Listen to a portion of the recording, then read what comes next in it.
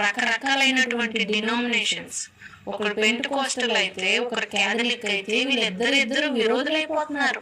అంటే రే వాడు ఖచ్చితంగా నరకానికి పోతాడురా, వాడు క్రిస్టియన్ అవ్వచ్చు కానీ వాళ్ళు అంటారు వీళ్ళొక పిచ్చోళ్ళు, వీళ్ళొక వెర్రోళ్ళు, దేవుడు చెప్పింది కాకుండా వీళ్ళే పాటిస్తున్నారు అంటున్నారు.